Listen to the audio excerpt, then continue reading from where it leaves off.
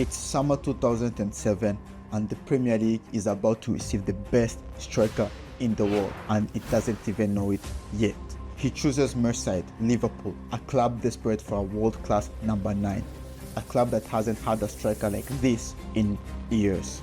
But here's the thing, even them, they don't fully understand the player they've just signed. Sure, the fans are excited, but Rafa, the board, and anyone at Liverpool, they don't understand that they have just signed a player that's about to terrorize the entire league. For the next 3 years, Premier League defenders are about to have nightmares about one man, Fernando Torres Sanz. This is the story of El Nino's prime, the 3 years Liverpool had a genuine superstar, the striker that made Liverpool scary again, but we somehow forgot.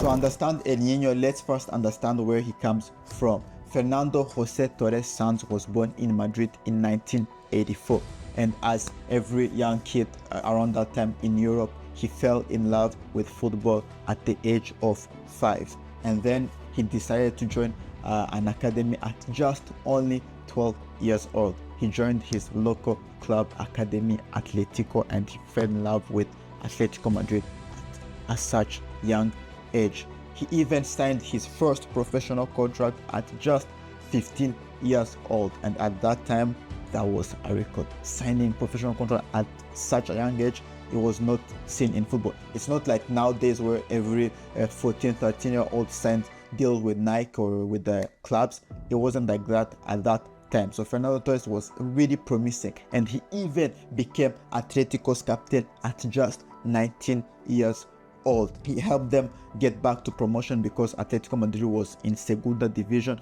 They got promoted back to La Liga because of Fernando Torres, and he scored 82 goals in about 214 appearances from them. Fernando Torres was seen as a local hero. He should have stayed at Atletico Madrid for his whole career, but he broke that one club loyalty for just one team, because at the summer 2007 something changes. The Reds offers 20 million plus Luis Garcia for Fernando Torres Sanz, and at that time first Atletico Madrid refuses an offer, and then that offer was just record breaking.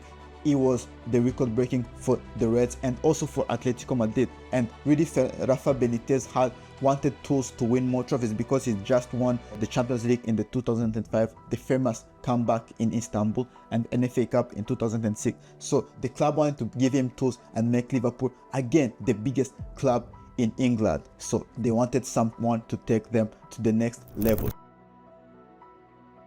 So Torres comes in his first season as a sign of ambition and comes in with an enormous pressure as a record signing. But pressure? Nah.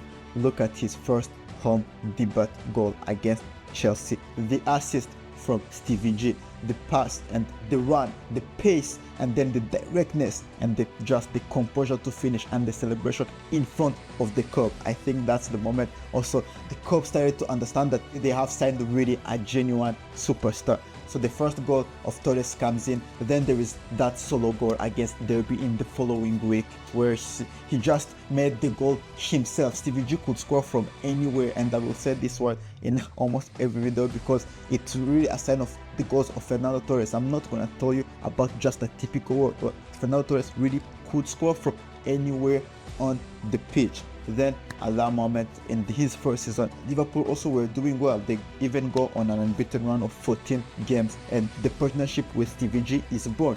We're seeing Fernando Torres having a great connection with Stevie G. For example, I remember that through ball against Bolton where Fernando Torres finishes incredibly well. And I remember in that first season, one thing that really stood out for me was how he made headers look so cool. I've never seen a player that really was so good on headers like Fernando Torres was at his time at Liverpool. I even remember myself as a kid training those headers in my backyard.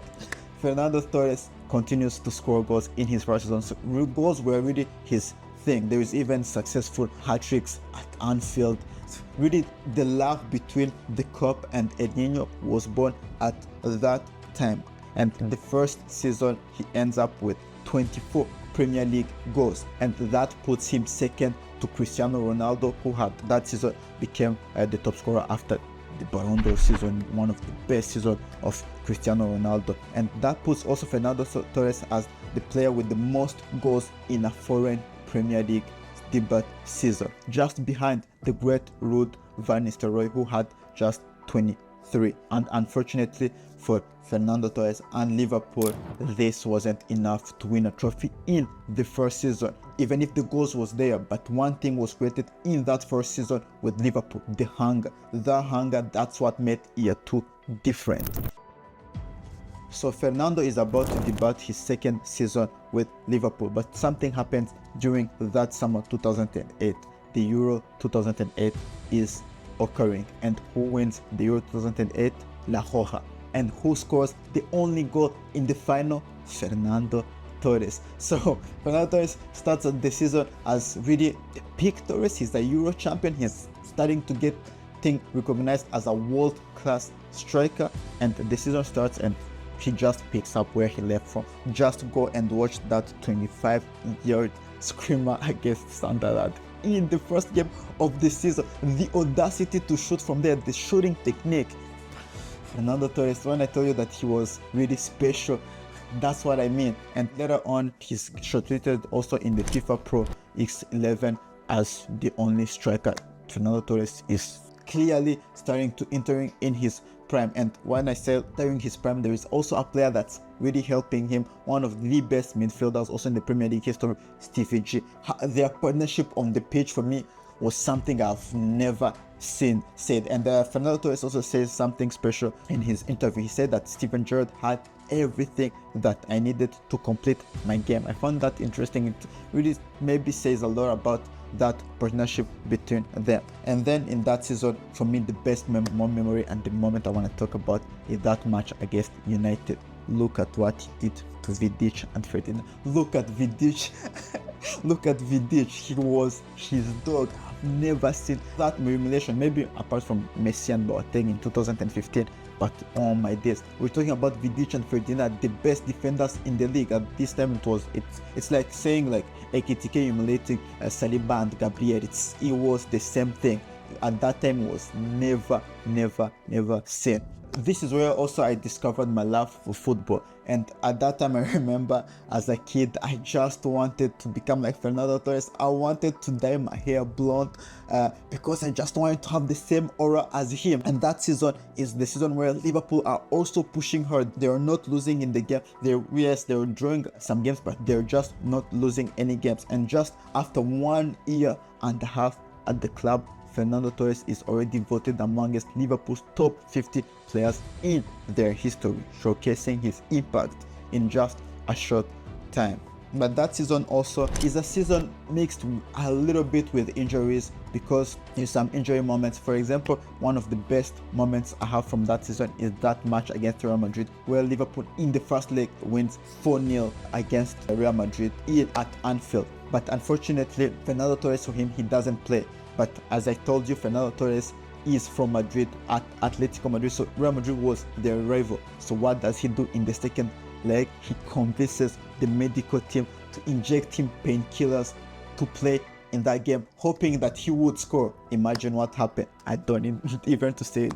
Fernando Torres scores it. That's why I tell you that Fernando Torres was one of a kind. Another moment of Fernando Torres in that season was that celebration against Old Trafford, where he tells to Manchester United fans that Liverpool have 5 European Cups and that Manchester United have 3. That was iconic, you know. But again, that season, Liverpool, even if they had a great season, even if they only lost twice, they didn't manage to win a trophy. Again, they fell short. But Fernando Torres, for him, even at the last game of the season, he scores his 50th Liverpool goal, making him the fastest player to do so in a Liverpool shirt. Fernando Torres is in his prime, but again, in the second season of his career at Liverpool, he's not winning anything. But this third season is about to be a bit different. Little detail I forgot about the last season, he ends up being the 3rd best player in the world by France Football. So Fernando Torres is really in his prime. He finished 3rd behind only CR7 and Messi. So the 3rd season arrives, and it's in the summer 2009, and Fernando Torres is rewarded with a new contract. He's still hungry for success. He's still convinced that he can win something with Liverpool. And in the Harry season, he starts scoring hat-tricks here and there, derby goals against Tottenham. If I remember well, he is again named in the FIFA Pro World 11. He's still considered as the best striker in the world. But now the reality sets in. Liverpool are now playing in the Europa League because they have just dropped out of Champions League spots. Torres also that season, I've talked about injuries in his recent season. This season the injuries are more frequent. The pace is not the same as when he was young and he was joining Liverpool. So the sharpness is a bit of fading, but even in that season where injuries are a lot, he still manages to score 22 goals in 32 games. Even not at his best, he's still world class. But the season has to end for him earlier because of a knee surgery, and there is a heartbreak again because Liverpool are eliminated in the Europa League semi-final due to a late Diego Forlan goal. So it's a third consecutive season without a trophy for El Nino. The hunger is there, the talent is there, the trophies, they are not coming. And then comes his last and fourth season with Liverpool. The fourth and final season of Fernando Torres, the season where I call it the fall because the man, this fellow Spanish that had convinced Fernando Torres to come at Liverpool, leaves the club. He was sacked by Liverpool after third consecutive season without a trophy. And who replaces him? Roy Hodgson. Roy Hodgson, when he comes in, he insists that Fernando Torres will be the face of the project. He insists that he wants to build his attack around Fernando Torres. And in the beginning of the season, he works because again, Fernando Torres, there's a little bit of injuries. But again, I remember that great brace against his favorite opponent, Chelsea. He's still one of the best players in the world, but I think an uncomfortable discussion has to be held. He's one of the best players in the world, but the realization is that maybe he needs to leave to win something because he's not winning something. And in January 2011, something happens. Chelsea offer 40 million for Fernando Torres, and the offer is directly refused by Liverpool. But on deadline day, the inevitable happens. Liverpool accept a British record fee of 50 million for Fernando Torres, and Fernando Torres leaves Liverpool to join Chelsea.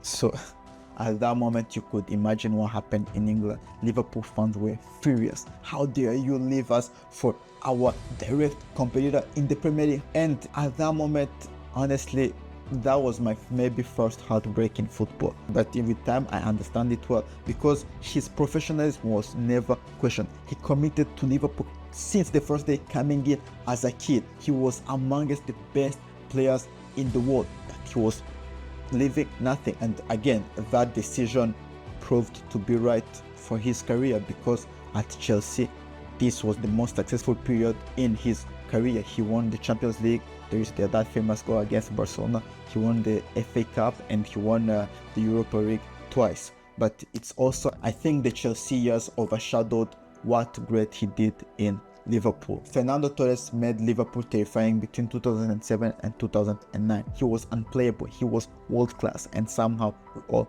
forgot. But this is what Torres taught me. Football has a short memory. We judge players on how they end, not how they peak. Torres gave Liverpool 3 incredible years, 3 years of brilliance, the kind of striker that changes life, the kind of striker that makes kids fall in love with football. His prime didn't last forever, but it was real, and it deserves to be remembered as how it was, not what it became.